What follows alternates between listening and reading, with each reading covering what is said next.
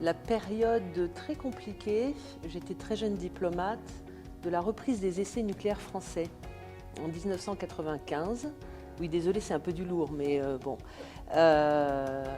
Où c'était compliqué pour les diplomates français à ce moment-là dans toutes les enceintes internationales et où systématiquement le représentant de l'Allemagne venait un peu à notre aide face à beaucoup de critiques. Et c'était d'autant plus admirable qu'on connaît, on sait que l'Allemagne n'est pas spécialement favorable au nucléaire. Nach dem Vertrag von Aachen habe ich in den Jahren sehr eng mit der französischen Seite zusammengearbeitet und ich glaube, wir haben wirklich sehr schwierige Auseinandersetzungen gehabt, gerade in Bezug auf Rüstungsexporte, wo wir auch nicht immer einer Meinung sind. Aber wir haben uns sehr oft gesehen und wir haben gemerkt, dass man bei gutem französischen Essen und langen Sitzungen doch zu einem guten Ergebnis kommen kann.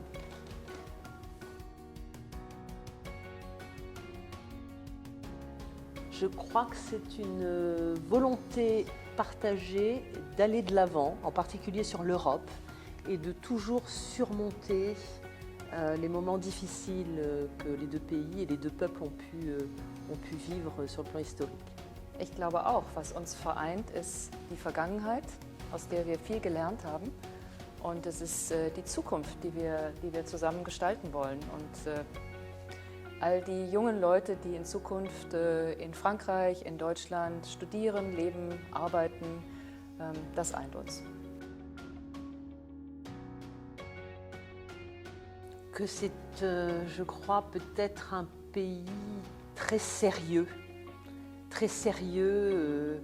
et peut-être trop sérieux pour notre esprit latin. Wie stellen wir uns die Franzosen vor? Die Franzosen sind Gourmets. Sie lieben das gute Essen. Sie verbringen viel Zeit beim Essen. Sie trinken Wein beim Essen.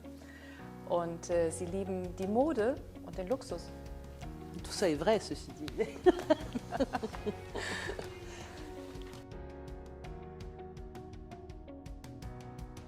En portugais, alors, j'aime bien le mot saudade, évidemment, qui est un mot très portugais et qu'on a du mal à traduire de manière précise et juste en français. Peut-être, on parle de nostalgie, mais c'est plus que ça.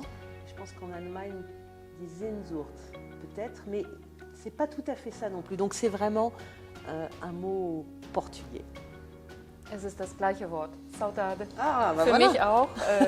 Ich glaube, das ist ein Wort, was in allen Fados-Texten vorkommt und auch in Brasilien, Saudade, das ist einfach ein Wort, was die ganz unbestimmte Bedeutung hat und ich glaube, das ist eines der schönsten Worte in der portugiesischen Sprache.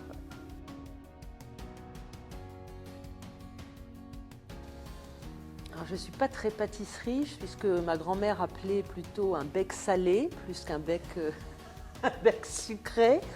Bon, évidemment, tiens, là j'ai découvert et j'ai bien aimé le bolureich, en fait, voilà, puisque la période des fêtes n'est plus très loin. D'autant que j'ai découvert aussi que c'était au départ une recette qui venait de France, qui venait d'un pâtissier toulousain qui est arrivé à la fin du 19e siècle à Lisbonne et qui a souhaité développer cette pâtisserie ici.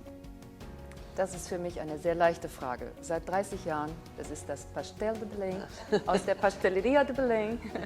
Es ist köstlich, wenn man es warm isst mit Zimt und Zucker, mein Favorit. Une certaine sérénité, en fait, dans les relations humaines, même si je ne minimise pas évidemment les difficultés que rencontrent les Portugais aujourd'hui, comme l'ensemble de nos populations, hein, avec la crise du pouvoir d'achat, la crise énergétique, la guerre en Ukraine. Bon. Mais je trouve qu'il y a une qualité en fait, des relations humaines qui est tout à fait agréable. Auch ich habe, seit ich in Portugal bin, habe ich nur die Gastfreundschaft erlebt, die Freundlichkeit, die sehr warmherzige Aufnahme. Wenn ich manchmal in einer Straße suchend umherschaue, dann spricht mich jemand an und sagt, kann ich Ihnen helfen? Und das ist für mich absolut einmalig, dass man als Fremder so natürlich und warm empfangen wird. Bah, merci. Saudade, saudade. Saudade, voilà.